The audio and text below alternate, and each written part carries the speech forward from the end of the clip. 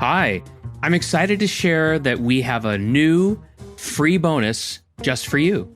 We've started publishing our very own quarterly cyber risk management journal. It's loaded with over 30 pages of useful content taken directly from our podcast. Here's how we make each new edition. So we start by transcribing the 4 or 5 episodes that we've published in the previous 3 months. Next, we send our editor and designer the transcripts and our supporting materials for those episodes. Then they revise all the text, they put clickable links in for all the resources, and they create the best look and feel for each episode. And finally, we, Kip and I, make sure the finished PDF is ready for you. So download the current edition now. All you have to do is go to b.link/CRMJ, that's the letter B, .link/CRMJ. And if you like it, share it with your friends and encourage them to subscribe to the Cyber Risk Management Podcast. Now, on with the show. Welcome to the Cyber Risk Management Podcast. Our mission is to help you thrive as a cyber risk manager. On today's episode, your virtual Chief Information Security Officer is Kip Boyle, and your virtual Cybersecurity Counsel is Jake Bernstein. Visit them at cyberriskopportunities.com and focallaw.com. So, Kip, what are we going to talk about today? Hey, Jake. Today we're going to talk with our guest, Dan Blum, and we're going to talk about the challenges posed by the COVID-19 shutdowns, and specifically how it's affecting the cybersecurity professional. And Dan's also going to share information with us about his new book, which is called Rational Cybersecurity for Business. Dan, welcome to the podcast. Thank you, Jake and Kip. Great to be here. So, Dan, let's start by having you, if you wouldn't mind, please introduce yourself to our listeners and just give us a 2-minute version of your background. Sure. So I'm Dan Blum, a cybersecurity strategist and author, and I have a background with Gartner and Burton Group, where I worked as analyst and consultant for many years, starting out in digital identity management and then coming into security and risk management. About 5 years ago, I set up my own company, Security Architects Partners. And over all this time, I was a very technical type of guy. But as I worked on more and more projects and saw some of the challenges that we typically ran into, they weren't always technical. A lot of the time, they were organizational or political. And I ended up deciding, therefore, to really look deeply into how we could do a better job of aligning with stakeholders during our security projects and programs. And that's where my recently published book, Rational Security for Business, came from. That's fantastic. Well, that really resonates with me, Dan, because in my work as a Chief Information Security Officer, that's an ever-present factor that I've got to pay attention to. Do the senior decision makers see the value of cybersecurity, and do they see how it helps the business rather than see it as an obstacle, some kind of a log on the road that everybody's got to navigate around, some terrible ongoing expense, financial burden that that just can't be avoided. So it sounds like you and I have had pretty similar experiences trying to get senior decision maker support. Is that about the way you see it? Yes, absolutely. Senior decision maker support is critical because they set the tone at the top. But in a larger organization, you need even more than that. It has to flow all the way down the organizational chart, so to speak.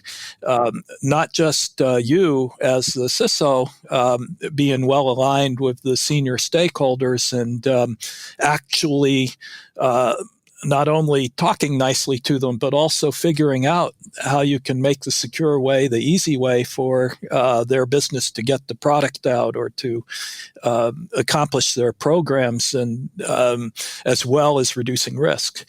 But you have to get your staff to also do this with their counterparts in corporate administration and all these lines of business. Yeah, absolutely. And I see for myself, there was a big learning curve because I came up through sort of the systems career field where I started as a systems administrator and a programmer, and then ultimately I was able to become a chief information security officer, and that was really the big shock for me was, even though my background sort of suggested like the key to success was just knowing, how to set things, and what to allow and what not to allow. And, very technical minded person. I was really, had cold water put in my face about how much people, like the people element of the work and the process aspects of the work and operationalizing the things that you needed to do. Such an important dimension. Nothing you do will really count for anything unless you have that sorted out. And that's a really good explanation of why I'm even able to exist as a cybersecurity lawyer. While I am certainly more technical than many, if not most lawyers, it really comes down to the fact that cybersecurity is what do we say, Kip? It's a team sport. It's a team sport. Yep. Everybody's got a part to play. Yeah, and definitely.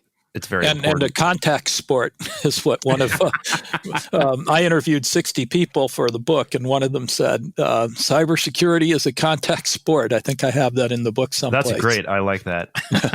Well, when you say that, Dan, what I think of is it's a contact sport unexpectedly. It's like playing golf and then all of a sudden realizing that you're playing hockey instead. Or that you have to play it with social distancing now. Yeah, absolutely. So let's talk about that. Let's talk about the challenges facing cybersecurity leaders in the face of what's going on, the pandemic, the quarantine, the massive shift to remote work. And the news headlines, there's a steady stream of news headlines saying, that, major companies that we all recognize are saying, hey, remote work is, the way that we're going to pivot. And they're either saying that we're permanently shuttering our commercial office space or severely constricting the amount that we have. Or at the very least, they're saying, look, nobody's coming back to the office for a good solid 12 months. Or in one case, I'm aware of an insurance company that said until there's a vaccine, however long that takes, we're not coming back to the office. And, so that's what we're going to hold out for. But so do you think what's going on right now is kind of faddish, Dan? Just something that everybody's really into in the moment? Or do you really think this is a permanent change? I think it's a permanent change. But let's assume there's a continuum between 100% work from home for those jobs that can be done at home, of course, or none works from home. And whether we end up, closer to that 100% or somewhere in the middle is going to depend a lot on the type of work it is and the company culture, as well as hopefully temporary situations that we have now with the COVID-19. Within a year or so, companies will have the option to send people back to the office, but in the meantime, they will have been forced to make it work from home. I call that forced digitalization. And there's trade-offs between WFH and WFO, but WFH is getting better. And I know my wife says that the projects that were already in flight are working great, but some of the new projects are struggling with the new people trying to get all acclimated at a distance. But that's all sort of a social and economic issue from the IT and security standpoint. We know that there'll be a lot more of it forever, and we just need to make it work. So, it's interesting. I look at it as COVID has really just accelerated, I think, trends that were already in place. I think I read a statistic not too long ago that said that online or eBay, basically online purchasing, online commerce, did about a decade's worth of growth in 3 months. And I think that is also pretty accurate with the work from home. I think work from home was already going forward. And there's a lot of benefits to it. certainly, flexibility about where you live. That itself has, potentially the ability to potentially cause seismic shifts in culture and society. But COVID-19 really just poured some accelerant on a fire, and I think that's what we're seeing. So, whether the degree is permanent or not, all of this sudden remote work is creating a huge burden on cybersecurity departments, basically across every organization and no matter the size. In your view and what you've seen, what are some of the top challenges that are facing cybersecurity leaders as a result of the pandemic and the surge in remote work? Well, some of the major ones are just the disruption to the way companies operate IT and do business, and making that work when users have been moved out from the office and are now doing everything from home. There's a lot of work from home security deficiencies, like router passwords that are still the default password is the name of the password. Cyber criminals have been pivoting to exploit new social engineering and phishing opportunities. I had one friend that got a message saying your VPN account is being deactivated, and she clicked on that message, and fortunately it was from the IT department as part of a phishing simulation.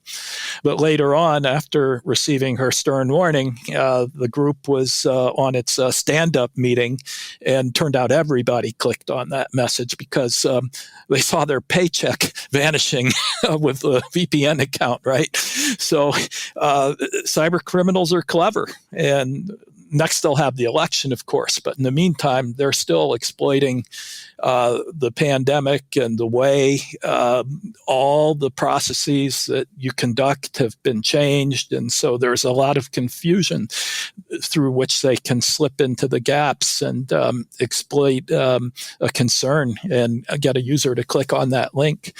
And then there's a disruption to the back-end IT systems and the network security zoning, and that gets highly technical, but you have to make sure that you haven't reduced perimeter controls too much, or for that matter, when you send users home, you may have inadvertently lost some of the controls that you had while they were in the office. Remote access infrastructures and VPNs may not have the capacity you need.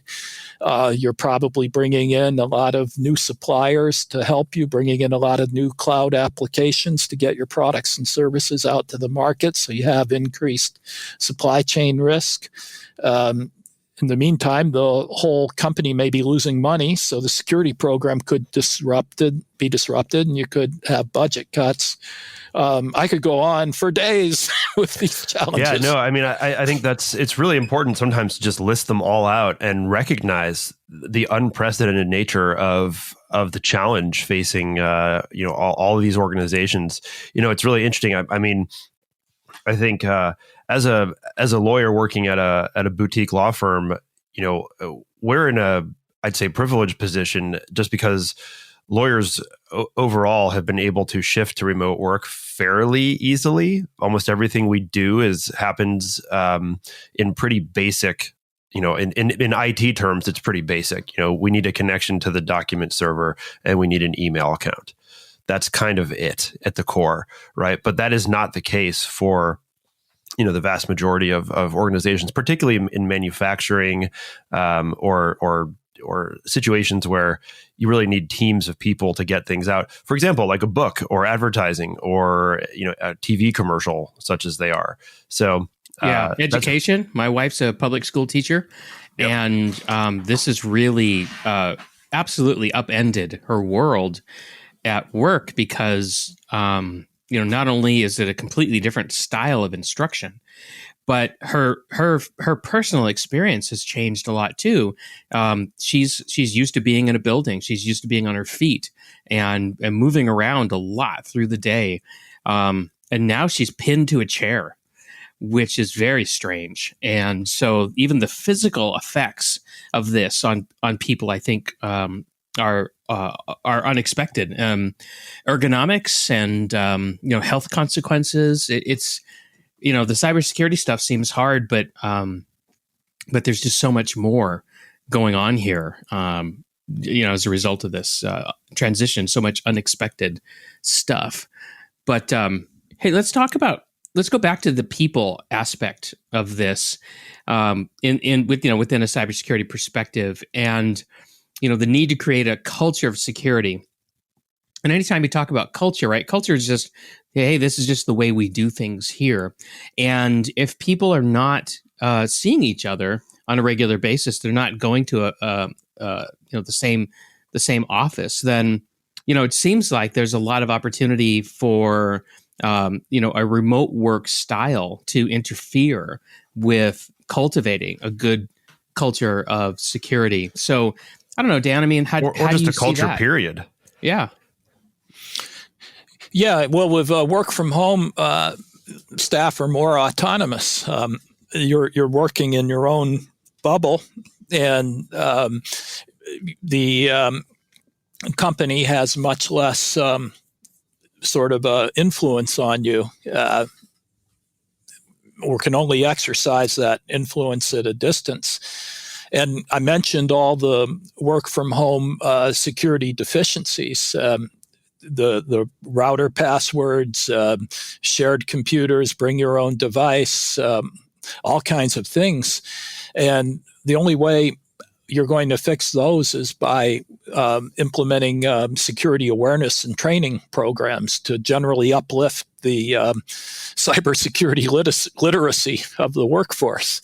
And that also, though, is an opportunity to improve security culture, because you can make strategic use of user awareness and training programs to improve security culture. And that's something I talk about in the book, actually.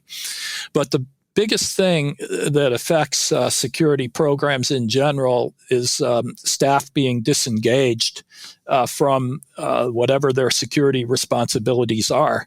Because in a company, everyone has some kind of security responsibility, even if it is only to keep their work safe and keep their access to the company resources safe. They have that responsibility. And if your staff are not well engaged, then you have a problem with their being able to fulfill that responsibility, and work from home makes them less engaged. Unless you act to correct that. Right. Yeah, that's definitely. It's a really interesting point. Yeah, I mean, chapter 4 in your book talks specifically about strengthening your security culture and different ways that you can do that. So, yeah, it's great. Yeah. So, if you want to promote a culture of security, you have to engage the business. And the book, I decided to write it, as I said, because I saw so many projects just struggling because they weren't engaging stakeholders, or they weren't engaging users, or they weren't engaging the IT people that had to work with the tools or do the work. So what's a good example of, you say project? That's pretty generic description of work. What kinds of projects got you to decide that, hey, I got to contribute to a solution here? Well, a great example is privileged account management. Real quick, if you're not familiar with privileged account management, it's a special class of identity management tool that deals with the privileged users.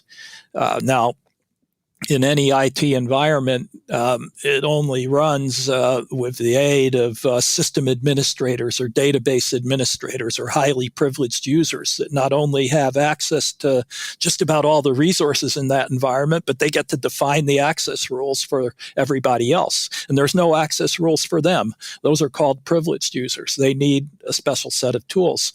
Well, IT people never want to have to use privileged account management, because it means that they have to go to some password safe and check out their credentials and go through all these workflow processes before they can even go in and fix the problem. Right. Yeah. So you have to engage them you have to engage their managers that could see delays in delivery, and you have to make sure that this tool increases the security, but doesn't slow down their work or prevent them from fixing a critical problem that's hanging up a mission critical system. And Dan, why would we need to be concerned with privileged user access, privileged account access? I mean, in other words, are the IT people right that they shouldn't have to use these tools? Or, and this is obviously a softball, but why is that important? Well, think about all the breaches, and if you've read the breach reports from Symantec or Verizon or CrowdStrike or any of these companies, they always have the charts and graphs, and typically it'll show that the number one cause of breaches was credential misuse. Somebody leaked their password to a phishing message or something like that. That should not be enough to cause a breach. There should be some additional layers of defense because people are going to click on links. All day to do my job, I'm clicking on links. Sometimes I don't click on one because it looks fishy. Pun there.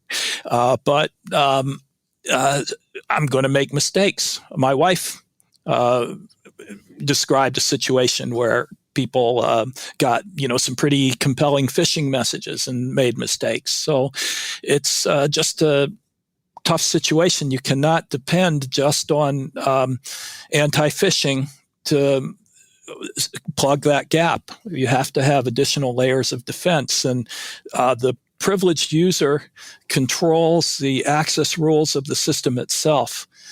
So that is a great deep defense to put in place. And I would actually add that everyone wants to think that we can trust everyone in our organization and that everything is kosher and working as intended. But who watches the watchers, right? I mean, that's really what the IT people with those privileged accounts are. They are, yes. Someone, unless the CEO or the ownership or the board of directors happens to be your IT folks, which is probably not the case, it's important to have visibility and controls into what they're doing. Certainly, as we have seen over the years, insider threat is kind of a constant level of risk. I wouldn't say that it has necessarily spiked, but it hasn't gone down. It just kind of stayed steady, which says to me that, there is always a baseline risk. And so you trust but verify needs to be particularly important with people who have the keys to the kingdom. Yeah, and you definitely you make a good point that you shouldn't absolutely trust the staff. You should be able to monitor and control to some extent in case of insider risk. But what's even worse is when the staff is perfectly trustworthy, but their password leaked, and now the hacker has the keys to the kingdom so easily, just one click away. That shouldn't be the case. No, Kip, this occurs to me that defense in depth has been a theme in the security industry for a long time. And, I'm going to accuse the industry of maybe getting bored with it in a way, because it doesn't seem to be as discussed as often as it was maybe, 5 years ago. But I think that's a mistake, because I would say that during this pandemic, more than ever, defense in depth is probably your absolute best opportunity to defend yourself from cyber threats. Yeah, I think it's an important security principle, and that you should use it as much as you can. And I think that it's the responsibility of primarily I think of the security leaders, architects, and designers, to be trying to figure out how to put those layers of defense in.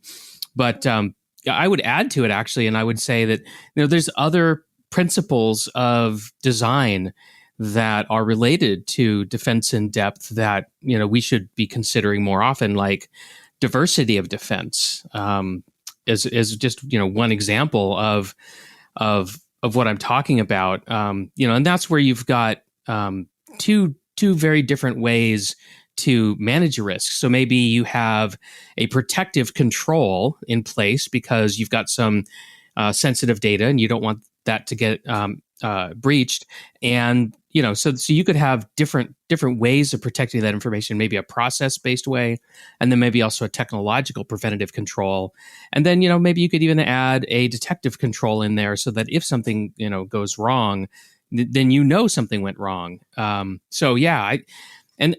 something that that I don't see as much talked about is these principles of design and using them when you're building systems. Well, and they're basic, right? And I think sometimes the basic stuff gets old and boring, even though it's still basic and it still has to be used. Yeah. Well, that's mastery, right? Yeah. Mastery is a command of the essentials, a command of the basics. And if you're just a kind of person who likes to play with the latest and greatest toys and technologies and gizmos, and and you're every shiny object that comes along has got you taking off to check that out, then you're going to let go of the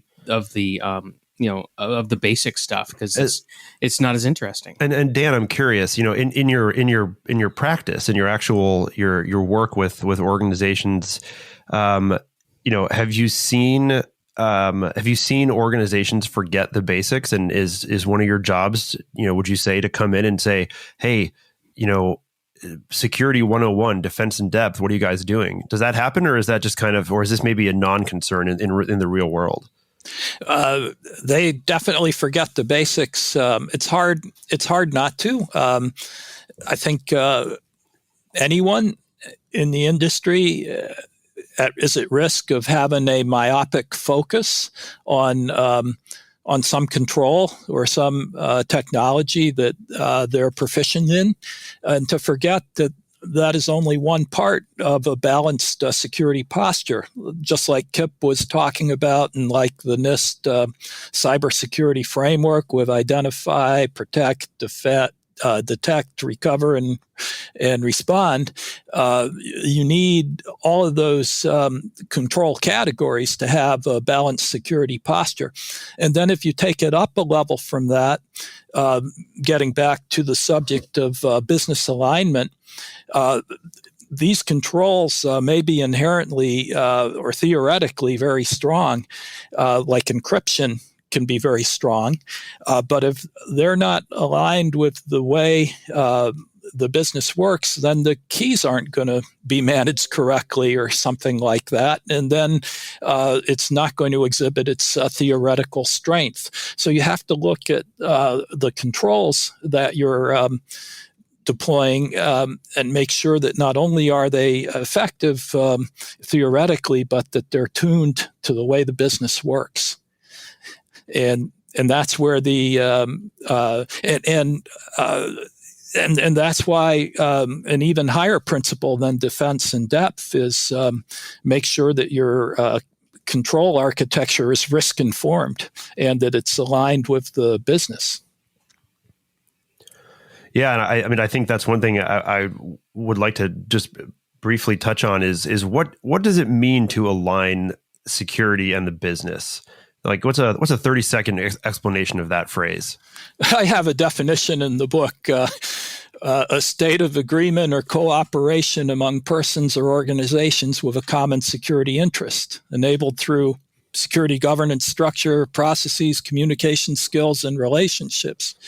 When in a state of alignment, all business leaders, staff, and security-related processes act in accordance with clear roles and responsibility to support the program and strategy. Oh dear, I tried to say it a little shorter. It looks kind of long when you read it on broadcast. What worries me is I doubt that state is as common as it needs to be. Yeah. Yeah.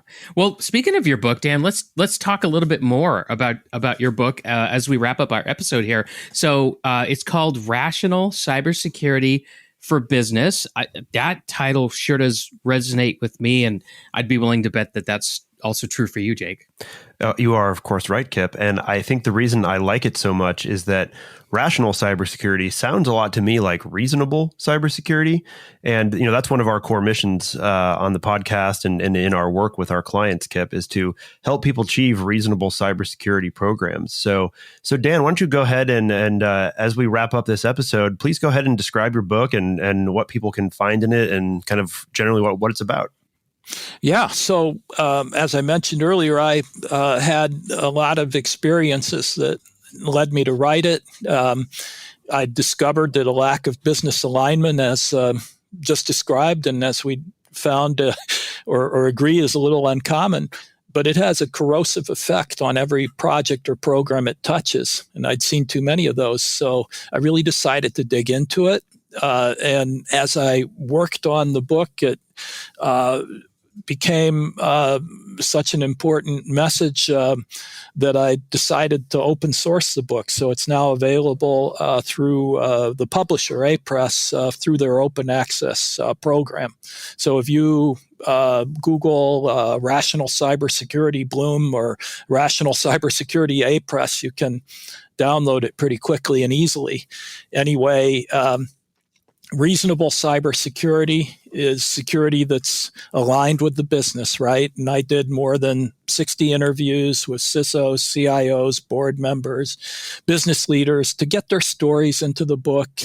And one of the most interesting ones was someone who'd been an advisor to CISOs for over 15 years. And I kind of asked him, 15 years ago, we hardly had cloud computing, and now, we've got cloud DevOps, all these things. What's different? What's not? What's the same? And he said, well, one thing that's the same is I keep seeing companies fail because they don't have a good definition of security. And we drilled into that, and it's in the book, but basically a definition of security is not just people, process, and technology confidentiality, integrity, and availability, and all that boilerplate stuff. It's these kinds of things, like that definition of alignment that I gave you. And the definition of rational cybersecurity is that it's aligned with the risk culture and capabilities of the organization. So it has to be based on a mission statement and a mandate that's written with the full consensus and knowledge of these executives. And then once it's internalized, so to speak, to the management of the business, that can become the definition from which everything else operates in your whole security program. Well, I can confirm that it is, in fact, super easy to download. I have managed to already open it up as an EPUB in the time it took Dan to describe his book. And I just got to say, Dan, one of the things that Kip and I talk about all the time is the title of chapter 5, which is Managing Risk in the Language of Business. We have an entire kind of portion of our cyber risk management program that is designed to do just that. So, I look forward to having a chance to read through this and, appreciate that it is, that you did the open access thing. I think that's helpful for the community. I think there's a lot of information out there, and not all of it is actionable or helpful. And so when you have books like this that are written by true practitioners, not theoreticians, I think it's really valuable. Plus, you talk about William Gibson, which automatically makes it a great book. Perfect. Yeah. And I just want to make a comment too, how your book is organized. I really enjoy the approach, Pareto principle, where you're saying, how can security leaders get 80% of the benefit by doing 20% of the work? That's a very strong approach for me in what I do. When I talk about that with senior decision makers, they like that also. So I really, really appreciate that you took that approach. With your with just the whole tone of the book, right? It has that. I think it's excellent. So yeah. Anyway, I could go on and on. I really enjoyed your book. I'm really glad that you were here to talk with us and share with our audience. So really appreciate you being a guest, Dan. So go ahead and tell everybody how they can find you on the internet. What if they want to know more about your work? So And Kip, thanks so much for having me on the podcast. I've really enjoyed chatting with you and Jake. And thank you, folks that are listening. You can learn more about me by connecting on LinkedIn, Dan Blum, BLUM. And my website, if you can remember, Security Architects, the website is security-architects.com. And on the website, there's information about the book, there's information about services that I offer, and there's a blog as well. Yeah, and I even see there's a link in your book where we can download a success plan worksheet that's located on your website. I think that's fantastic. Thank you. See, Kip, this is why we need to implement show notes. It's coming. Thanks. They're coming, listeners. They're coming. The secret. Yes. Okay, awesome. Everybody. Well, that wraps up this episode of the Cyber Risk Management Podcast. And today we discussed Rational Cybersecurity for Business, the book, and how CISOs can promote a security culture even in an intense remote work environment that suddenly snuck up on all of us. We did all that with the help of our guest, Dan Blum. Thanks, everybody. We'll see you next time. See you next time. Thanks for joining us today on the Cyber Risk Management Podcast. Remember that cyber risk management is a team sport, so include your senior decision makers, legal department, HR, and IT for full effectiveness. So, if you want to manage cyber as the dynamic business risk it has become, we can help. Find out more by visiting us at cyberriskopportunities.com and focallaw.com. Thanks for tuning in. See you next time.